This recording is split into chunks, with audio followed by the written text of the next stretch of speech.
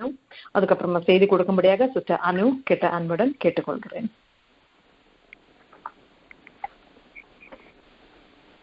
Praise the Lord. எக்கால சத்தம் வானில் தோனித்திடவே என் இயேசு மகாராஜனை வந்திடுவார். எக்கால சத்தம் வானில் தோனித்திடவே என் இயேசு மகாராஜனை வந்திடுவார். அந்த நாள் மிக சமீபமே, சுத்தர்கள் யாவரும் சேர்ந்திடவே. அந்த நாள் மிக சமீபமே, சுத்தர்கள் யாவரும் சேர்ந்திடவே. தேவ காலம் வானில் முழங்க தேவாதி தேவனை சந்திப்போமே. தேவ காலம் வானில் முழங்க தேவாதி தேவனை சந்திப்போமே. எக்கால சத்தம் வானில் தோனித்திடவே என் இயேசு மகாராஜனை வந்திடுவார்.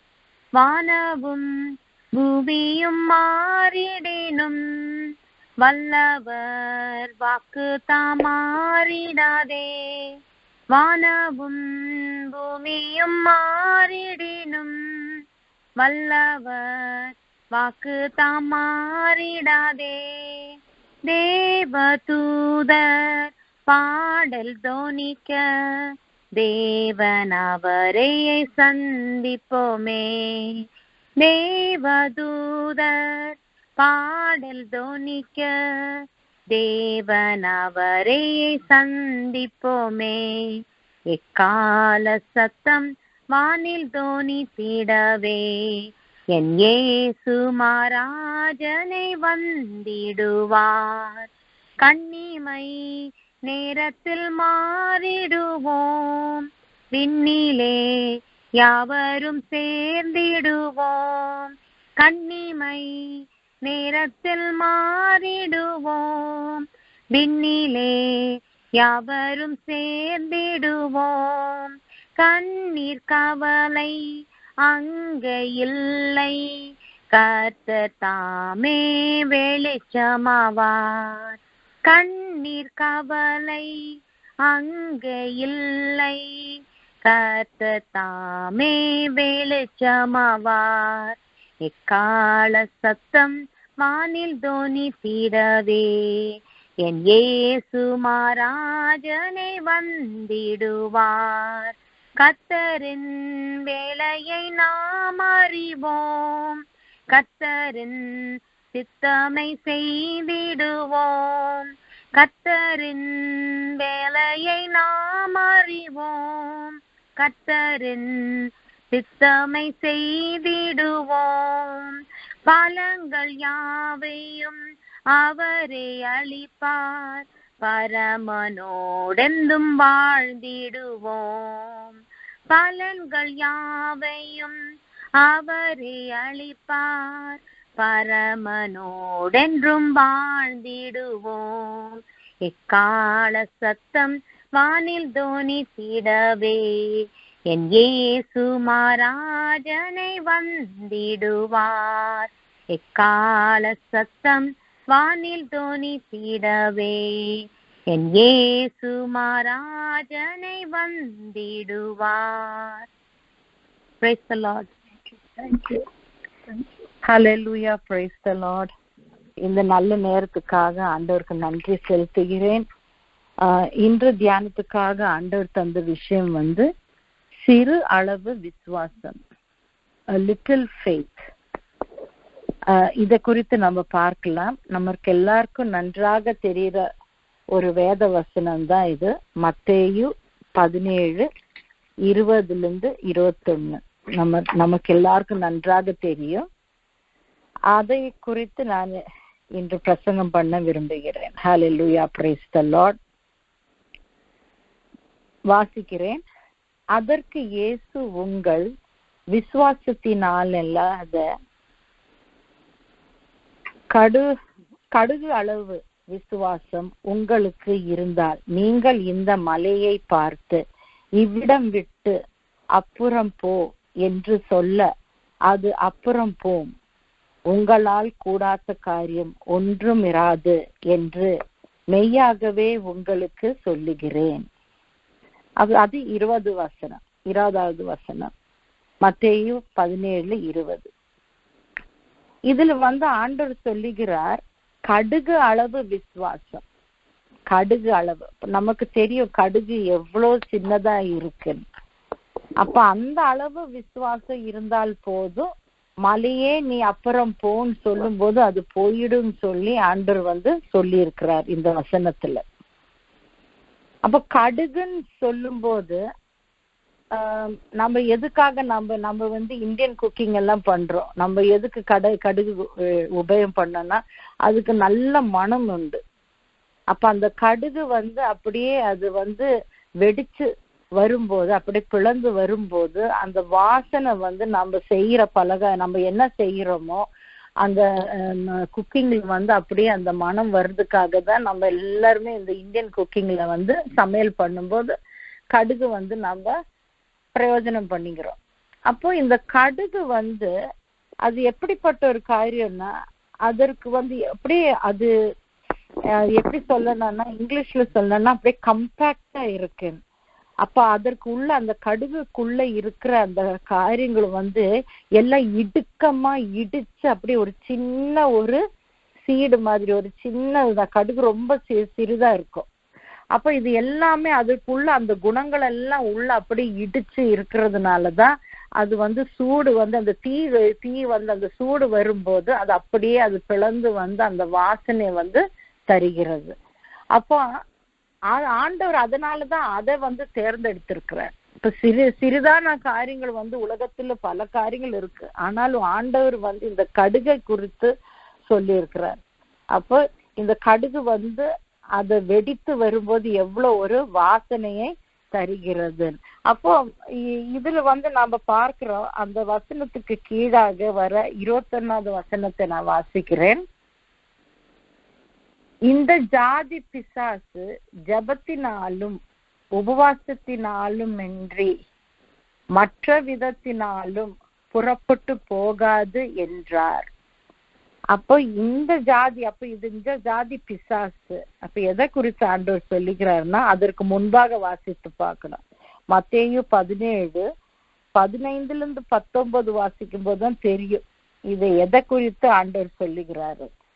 அப்போ இது ஆண்டவர் பேசுகிறது அவரோட சீடர்கள் கிட்டதான் ஆண்டவர் சொல்லிட்டு இருக்காரு, அவரோட டிசைபிள்ஸ் கிட்ட. என்னன்னா, அவங்க ஜெபிச்சிருக்காங்க, ஆனா விசுவாசத்துல ஜெபிக்காம விட்டதுனாலதான் அவங்களுக்கு விசுவாசம் அவ்வளவு இல்லை. அதனாலதான் அந்த அதிசயம் நடக்கல. அதனால ஆண்டவர் என்ன சொல்லுகிறாருன்னா, இப்பேற்பட்ட காரியங்கள் நமக்கு விசுவாசம் வேணும், அது உபவாசத்திலும் ஜெபத்தில் அல்லாம இது நடக்காது ஆண்டவர் சொல்லி இருக்கிறார். அப்போ இந்த விசுவாசம் எப்படி நமக்கு உள்ளுக்குள்ள வரணும்? விசுவாசம் எப்படி வரணும்னா, நம்ம ஜெபிக்கணும், ஆண்டவர் கிட்ட நெருங்கி வரணும், உபவாசம் எடுக்கணும். அப்படி இருக்கும் போதுதான் இந்த விசுவாசம் அதிகரிக்கும். அப்ப அந்த விசுவாசம் பார்க்கறதுக்கு அப்படி பெருசா இருக்கணும்னு இல்லை, அது சின்ன அளவு இருந்தா கூட மதி. அந்த கடுகு அளவு, அந்த கடுகு எவ்வளவு சின்னதா இருக்கு, அந்த சின்ன அளவு இருந்தா போதும். ஆனா அதுக்குள்ள இருக்கிறது எல்லாம் நெருங்கி, அதுக்குள்ள இருக்கிற எல்லா செல்ஸும் அப்படி நெருங்கி அப்படியே கட்டியா இருக்குது கடுகுக்குள்ள. அது மாதிரி நம்ம விசுவாசம் எந்த அவ்விசுவாசம் இல்லாம, விசுவாசம் அப்படியே கடுகுக்குள்ள இருக்கிற மாதிரி அந்த மேட்ரு என்ன, அது கடுகுக்குள்ள என்ன இருக்கு எல்லாம் அவ்வளவு ஸ்ட்ராங்கா நல்ல வாசனை மனமும் இருக்கிறது போல நம்ம விசுவாசம் ஒரு அவ்விசுவாசம் இல்லாம அப்படி இருக்கணும், அவ்வளவு சுத்தமாக இருக்கணும். அப்ப அது எப்படி முடியும்னா, நமக்கு உபவாசத்திலும் ஜெபத்திலும் முடியும். நம்ம உபவாசம் எடுத்து ஜெபிக்கும் போது நம்ம ஆண்டவரோட மகா பரிசுத்த ஸ்தலத்துக்குள்ளாக போகிறோம். அப்ப நம்ம அப்படி ஜெபிக்கும் போது நம்ம செய்த குற்றங்கள் எல்லாம் நமக்கு வரும். நம்ம ஜெபிக்கும் போது ஆண்டவர் அது அப்படியே சுட்டி காமிப்பாரு, ஐயோ நீ இப்படி பண்ணி இருக்கிற, இன்னெல்லாம் பாவம் பண்ணிருக்கோம். அப்ப அந்த பாவத்தை எல்லாம் நம்ம அறிக்கை இடணும். அந்த நேரத்துல நம்ம அறிக்கை இட்டுட்டு ஆண்டவர்கிட்ட அந்த மகா பரிசுத்த ஸ்தலத்துக்கு நம்ம போகணும். போய் என்ன விஷயத்துல நம்ம கேட்கிறோமோ, அவர்கிட்ட நம்ம என்ன கேட்கிறோமோ அது ஆண்டவர் நமக்கு தருவார். அப்ப நம்ம போகும்போது அந்த யாத்திரை நம்ம மகா பரிசுத்த ஸ்தலத்துக்காக போகிறோம். நம்ம காரியங்களை எல்லாம் நம்ம கையில வைத்துட்டு இப்ப இன்னைக்கு கூட நம்ம ஜெபத்துல எவ்வளவோ காரியத்தை குறிச்சு நம்ம ஜெபிச்சிருக்கிறோம். அப்போ இதெல்லாம் நடக்கும், கண்டிப்பா நடக்கும். அந்த விசுவாசம் நமக்கு வேணும்னா நம்ம உபவாசம் எடுத்து ஜெபிக்கணும். ஜெபத்துல அந்த காரியத்தை எடுத்து நம்ம அந்த மகா பரிசுத்த ஸ்தலத்துக்காக நம்ம போகும்போது அந்த போகிற யாத்திரையில அந்த ஜெப ஒவ்வொரு நாளும் உபவாசம் எடுத்து இப்ப சில காரியங்கள் ரொம்ப மோசமான காரியங்களா இருக்கும், நடக்கிற மாதிரியே இருக்காது. இது நடக்குமா? நமக்குள்ளே ஒரு கேள்வி வருது, நடக்குமா?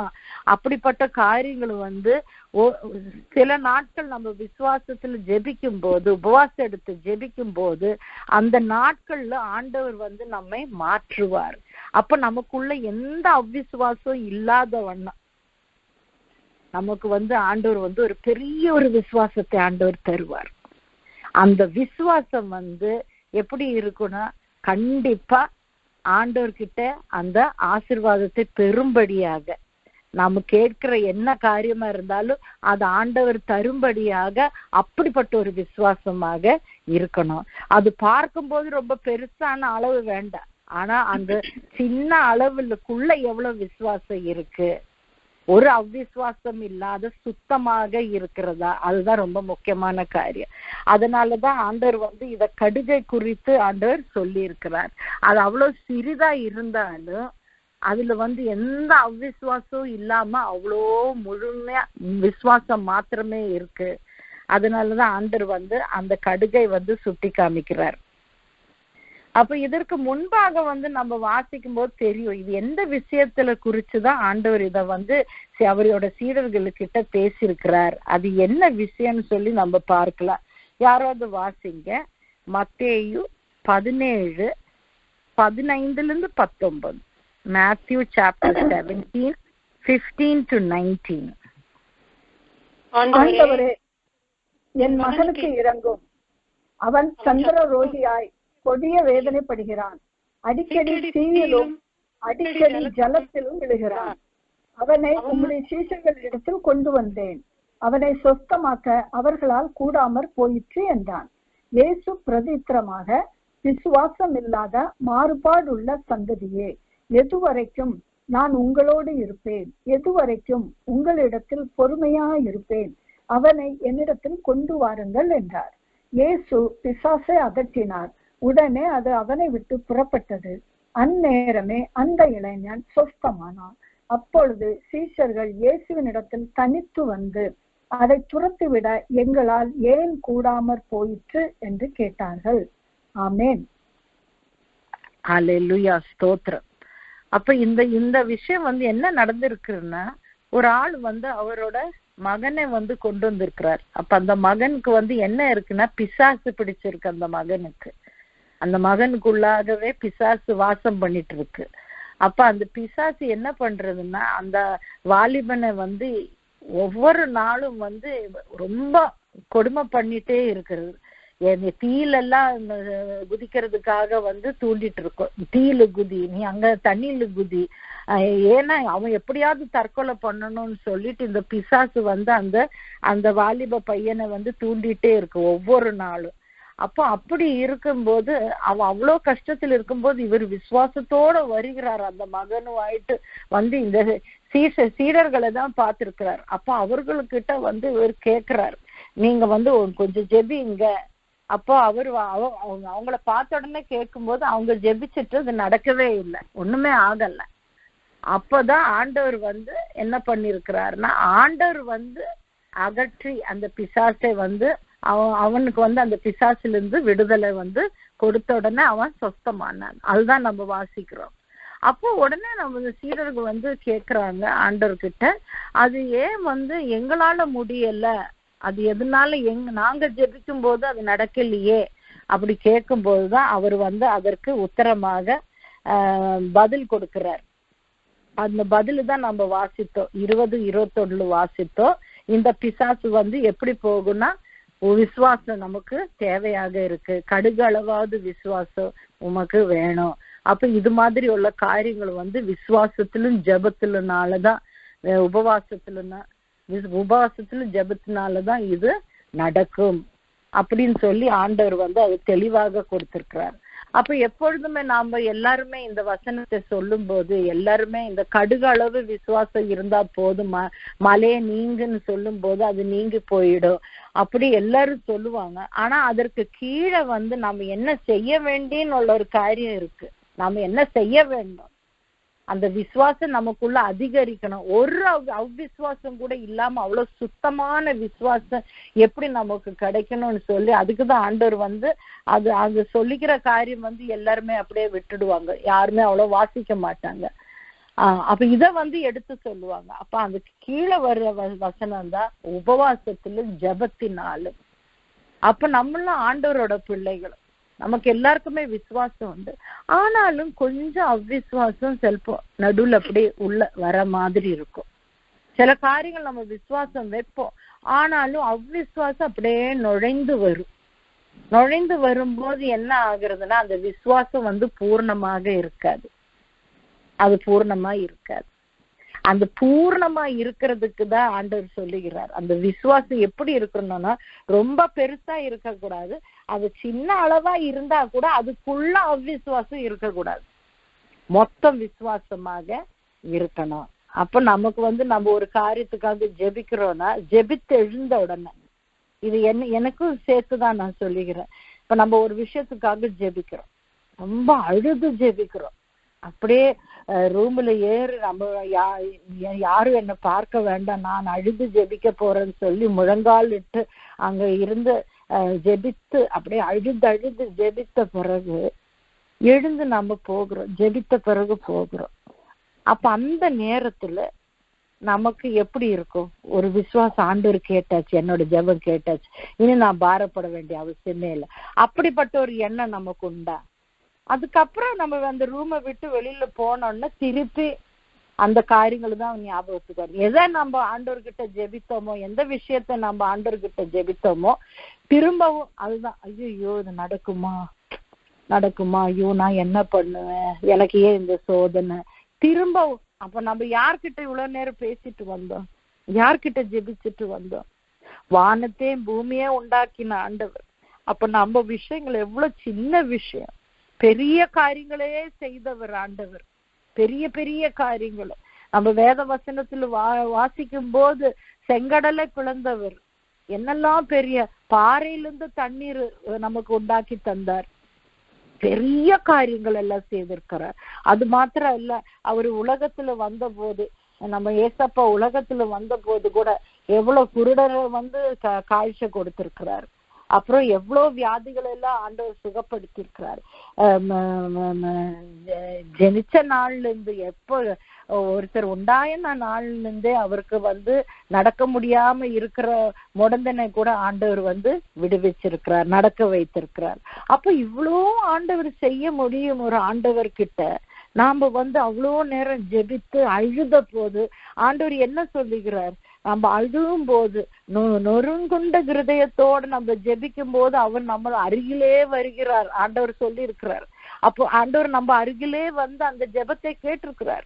அதற்கப்புறம் நம்ம எழுந்து போகும்போது திரும்பவும் அது நமக்குள்ளவே, ஐயோ இது நடக்குமா, ஐயோ தெரியாதே, நான் என்ன செய்வேன், அப்ப திரும்ப நம்ம கவலைப்படுகிறோம். அப்ப நம்ம ஆண்டவர்கிட்ட கொடுத்த பிறகு, அந்த விஷயம் கொடுத்த பிறகு திரும்ப அவர்கிட்ட இருந்து வாங்கின மாதிரி இருக்கு. ஏன்னா ஒரு விஷயத்த நம்ம ஜெபித்து அவர்கிட்ட கொடுத்தாச்சு, அப்ப திரும்ப நம்ம வாங்கிக்கலாமா? அது மாதிரி இருக்கு. இப்போ ஒரு பிரசிடென்ட் கிட்ட நம்ம ஒரு விண்ணப்பத்தை எழுதி ஒரு பேப்பர்ல எழுதி நம்ம கொடுக்குறோம் அவர்கிட்ட. அதுக்கப்புறம் அங்கேருந்து நம்ம அவர்கிட்ட பேசிட்டு அந்த பிரசிடென்ட் கிட்ட இருந்து அந்த அறையில இருந்து நம்ம வெளியில இறங்கும் போது அவர்கிட்ட இருந்து திரும்பி வாங்கிட்டு போற மாதிரி இருக்கு.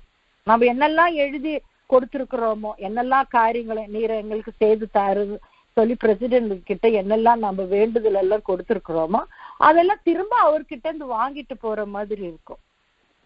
அப்ப அது மாதிரிதான் ஆண்டவர்கிட்ட நம்ம ஜெபித்த உடனே அது நம்ம விசுவாசத்துல இருக்கணும். ஆண்டவர் எனக்கு கண்டிப்பா செய்வார், கண்டிப்பா எனக்கு செய்வார். அப்படி நம்ம ஒரு விசுவாசத்தில் இருக்கும் போது கண்டிப்பா அவர் செய்வார், நம்மை ஒரு சாட்சியாக நிறுத்துவார். நமக்கு அவ்விசுவாசமே வரக்கூடாது. சில காரியங்களை பார்க்கும்போது அவ்விசுவாசம் வரும், அது இயற்கையான காரியங்கள் தான். இயற்கையா ஒருத்தருக்கு வந்து அந்த அவ்விசுவாசம் வரும். ஏன்னா சில காரியங்கள் நடக்கிற மாதிரியே இருக்காது, அது ஒரு நாளும் நடக்காத மாதிரி இருக்கும். ஆனாலும் விசுவாசத்தில் இருக்கும்போது ஆண்டவருக்கு தெரியும் அது எப்படி நடத்தணும். அவர் இந்த உலகத்தை ஆட்சி செய்கிறவர், அவர் ரூல் பண்றவர், இந்த உலகத்தை ரூல் பண்ற ஒரு ஆண்டவர். அவருக்கு தெரியும் அது எப்படி இது நடப்பில் ஆக்கணும்னு அவருக்கு தெரியும். அதனால இப்ப பார்க்கலாம், ஒரு சாட்சியாக நான் சொல்ல விரும்புகிறேன். இது ஒரு டாக்டர், அவருக்கு ஒரு ஃபேமஸ் சர்ஜன்.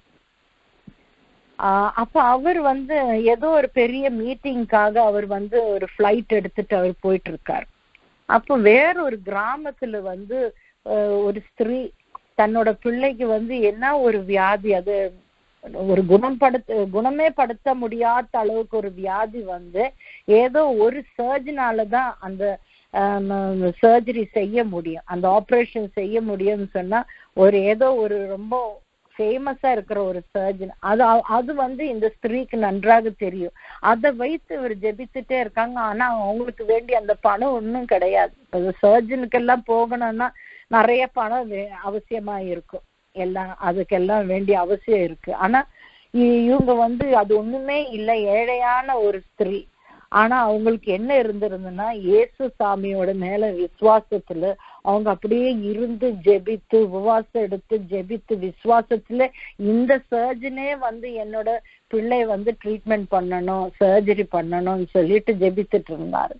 அப்ப இந்த ஃபேமஸ் சர்ஜன் தான் நான் சொல்றேன், அவர் வேற இடத்துக்கு எங்கேயோ போறதுக்காக, ஒரு மீட்டிங் போறதுக்காக, ஏதோ ஒரு கான்ஃபரன்ஸ் மாதிரி இருக்கு, அதுக்கு போறதுக்காக ஒரு ஃபிளைட்ல ஏறின ஃபிளைட் போகாது, என்ன ப்ராப்ளம் ஆயிருக்கு, அவங்களுக்கு அடுத்த ஃபிளைட்டும் கிடையாது. அதுக்கப்புறம் இவங்க நினைச்சாங்க சரி நான் வண்டியிலே போயிடுறேன், எப்படி நான் அந்த மீட்டிங் மிஸ் ஆக முடியும்னு சொல்லி இந்த மேப் பார்த்து அவர் வண்டியிலே போகிறார், எந்த இடத்துல போகணும்னு சொல்லி. போகும்போது ஏதோ வழிகள் எல்லாம் போய் அவர் வழியே ஏதோ தப்பான வழியில எல்லாம் போய் அவசானம் கடைசியில அவர் எங்க போகணும்னே தெரியல. கடைசியில ஏதோ ஒரு வீடுல மாத்திரம் ஒரு அப்படியே இருட்டாயிடுச்சு. அந்த நேரத்துல ஒரு வீட்டுல மாத்திரம் வெளிச்சத்தை பார்த்திருக்கிறாரு. அப்ப அந்த வீடு தான் கரெக்டா இவர் போயிருக்கிறார். ஏன்னா ராத்திரி எங்கேயாவது தங்கணும் இல்ல. ஆனா அந்த வீடு தான் இந்த ஸ்திரீ ஜெபித்துட்டு இருக்கிற அந்த வீடு, அந்த பிள்ளைக்காக ஜெபித்துட்டு இருக்க அந்த வீட்டுக்குள்ளதான் இவர் போயிருக்கிறார். அப்போ இவங்க அது பார்த்த உடனே இவங்களுக்கே அதிசயம் ஆயிடுச்சு. ஐயோ இவருதான் என்னோட பிள்ளைக்கு ட்ரீட்மெண்ட் பண்ணும், சர்ஜரி பண்ணணும் தானே ஜெபிச்ச ஆண்டவரே கொண்டு வந்திருக்கிறாரு சொல்லி அவருக்கு வேண்டிய ஆகாரம் எல்லாத்தையும் அவங்க கொடுத்திருக்காங்க. கொடுத்து அவங்களோட ஜெபத்தை எல்லாம் அவருக்கு அதை அறிந்த உடனே இவர் என்ன பண்ணிருக்கிறாரு, இவரே அந்த சர்ஜரி பண்றதுக்காக எல்லா ஏற்பாடும் பண்ணிருக்கிறார். அப்போ அந்த ஜெபம் எப்படிப்பட்ட ஜெபம், நடக்காத ஒரு காரியம், அவங்களுக்கு பணம் கிடையாது, அவங்க ஏதோ கிராமத்துல இருக்கிறாங்க, எப்படி அவங்க போவாங்க இந்த சர்ஜன் கிட்ட. ஆனா ஆண்டவரே அந்த ஆளை இவங்க வீட்டுல அனுப்பி இருக்கிறார். அப்ப அது எப்படின்னா அவங்க ஜெபத்தினாலதான், அவங்க விசுவாசத்தோட ஜெபித்திருக்கிறார், அதனாலதான் அப்படி நடந்திருக்கு. வேறொரு சாட்சி நான் இந்தியால இருக்கும்போது நான் ஒரு ப்ரேயர் குரூப் இப்படி நடத்தி இருந்தேன், லேடிஸ் எல்லாம் ஒரு ப்ரேயர் குரூப். அப்ப அந்த ப்ரேயர்ல எல்லாரையும் நாங்க அழைப்போம். இப்ப எங்க நண்பர்கள், பக்கத்து வீட்டுல இருக்கிறவங்க எல்லாரும், அந்த ஏரியால இருக்கிறவங்க எல்லாரும், அப்போ நிறைய ஹிந்துஸ் எல்லாம் வருவாங்க ஜெபத்துக்கு. அப்ப நாங்க எல்லாம் லேடிஸும் சேர்ந்து, அது உபவாசத்தோட தான் நாங்க ஜெபிக்கிறோம். நாங்க அப்படி தீர்மானம் பண்ணோம். நாங்க கொஞ்சம் லேடிஸ் ஒரு லீடர்ஷிப் மாதிரி நாங்க இந்த மீட்டிங்கை நடத்திட்டு இருந்தோம். அப்ப எப்படின்னா ஒருத்தர் வர்ஷிப் பண்ணுவாங்க, ஒருத்தர் பிரசங்கம் பண்ணுவாங்க, ஒருத்தர் எல்லாரும் நாங்க அப்படி ஒரு லேடிஸ் நாங்க ஒரு சேர்ந்து. ஆனா நாங்க தீர்மானம் பண்ணது வந்து இந்த மீட்டிங் நாங்க உபவாசத்தோட தான் வரணும் அப்படி நாங்க தீர்மானம் பண்ணி அப்படி ஜெபிச்சுட்டு இருந்தோம். அப்பதான் ஒருத்தங்க வந்து ஏதோ ஒரு ஹிந்து லேடி வந்த உடனே அவங்க அப்படியே ஆட ஆரம்பிச்சுட்டாங்க. அவங்க மேல பிசாசு இருந்தது. ஆனா ஆண்டவர் வந்து எங்களுக்கு நல்ல தைரியத்தை நாங்க யாருமே அதை பார்த்து பயந்து போகவே இல்லை. ஏன்னா நாங்க யாருமே பாஸ்டரோட வைஃபோ யாருமே இல்லை. நாங்க சாதாரண விசுவாசிகள். ஆனா நாங்க ஜெபத்துல இருந்த அவ்வளவு விசுவாசம், நாங்க உடனே சேர்ந்து அந்த பிசாசை வந்து நாங்க அகற்றி ஜெபித்து அந்த பிசாசு வந்து அந்த லேடியை விட்டு போகிறதே நாங்க பார்த்தோம். ஆனா ஆண்டவர் தான் அதை நமக்கு பண்ணியிருக்கிறாரு. நம்ம விசுவாசத்துல ஆண்டவர்கிட்ட நம்ம ஜெபிக்கிறோம், ஆண்டவரே இந்த பிசாசு இறங்கி போகட்டும். அப்ப ஆண்டவர் தான் அந்த பெரிய அற்புதத்தை ஆண்டவர் வந்து அவ்வளோ பெரிய ஒரு காரியத்தை வந்து ஆண்டவர் செய்தார். அப்ப நம்ம ஜெபத்துல நமக்கு ஜெபத்துல உபவாசம் எடுத்து ஜெபிக்கும் போது அப்படிப்பட்ட ஒரு விசுவாசத்தை ஆண்டவர் தருவார். அந்த விசுவாசம் வந்து நமக்கு பயம் வராது. நம்ம பயந்து போக மாட்டோம், சோர்ந்து போக மாட்டோம், நம்ம அழ மாட்டோம். அதே காரியத்தை பின்னும் எப்பொழுதும் சொல்லிட்டே இருக்க மாட்டோம். ஐயோ இது நடக்குமா, ஐயோ எனக்கு ஏன் இது வந்திருக்கு அப்படி நம்ம சொல்லவும் மாட்டோம். விசுவாசத்தின் வார்த்தைகள் நம்ம சொல்லிட்டே இருப்போம். எனக்கு கண்டிப்பா ஆண்டவர் எனக்கு நடத்தி தருவார். என்னோட ஜெபத்தை ஆண்டவர் கேட்டார். நான் முழங்கால் இட்டு நான் ஆண்டவர்கிட்ட எல்லா காரியத்தையும் நான் சொல்லி விட்டேன். இனி நான் திரும்பவும் அது என் தலையில நான் எடுக்க போறதில்லை. ஆண்டவர் எனக்கு நடத்தி தருவார். அப்படி நம்ம விசுவாசத்தோட இருக்கணும். அப்ப அந்த விசுவாசம் வந்து நம்ம பார்க்கும்போது வந்து நமக்கு பெரிய விசுவாசம் மாதிரி தோணாது. ஆனா அது எப்படி இருக்குன்னா அவ்வளவு சக்தி உள்ள விசுவாசமாக இருக்கும். அந்த கடுகு மணி போல அந்த சின்ன கடுகு எவ்வளோ அதுக்கு உள்ள எவ்வளவு காரியங்கள் இருக்கு. அதனாலதான் அது அப்படி அது வெடிஞ்சு போகுது. அந்த தீயில வந்து இருக்கும்போது அப்படியே அது வெடிஞ்ச அந்த நல்ல மனத்தை அது தருகிறது. அது மாதிரி நாம அது மாதிரி ஒரு விசுவாசம் வந்து ஆண்டவர் நமக்கு தருவார். அதுதான் இப்போ நம்ம வந்து இந்த மொட்டை கூட பார்க்கும்போது நம்ம இந்த பாயில்டு எக், இந்த புழுங்கின மொட்டை வந்து இப்போ வந்து மைக்ரோவேவ்ல வந்து சூடு பண்றதுக்காக பார்ப்போம். ஆனா வந்து அது வந்து நமக்கு பண்ண முடியாது. ஏன்னா அது அப்படியே வெடிச்சிடும் மைக்ரோவேவ்ல. அது ஏன்னா அதுக்குள்ள இருக்கிற காரியங்கள் வந்து அவ்வளவு இடுக்கமா இருக்கு. அதுக்கு இருக்கிற அந்த யோக்கு அந்த எல்லாமே ரொம்ப இடுக்கமா இருக்கிறதுனாலதான் அப்படியே அது வெடிச்சிடும். அது மாதிரிதான் ஆண்டவர் நமக்குள்ள இருக்கிற விசுவாசத்தை வந்து எதிர்பார்க்கிறார். அவ்வளவு நல்ல நெருக்கமா இருக்கணும். அதுக்குள்ள எந்த அவ்விசுவாசம் இருக்கக்கூடாது. அதனால இது வந்து ஆண்டவர் வந்து இன்று வந்து நம்மை ஞாபகப்படுத்துகிறார். நம்ம ஜெபிக்கும் போது நமக்கு விசுவாசத்தை ஆண்டவர் தருவார். கண்டிப்பா ஆண்டவர் தருவார். அதனாலதான் உபவாசம் எடுத்து நம்ம ஜெபிக்கணும், விசுவாசத்தோட ஜெபிக்கணும். ஹல்லேலூயா, பிரைஸ் தி லார்ட். நம்ம ஜெபிக்கலாம். ஹல்லேலூயா. நன்றி ராஜாவே, நன்றி அப்பா, இந்த நல்ல நேரத்துக்காக நன்றி அப்பா.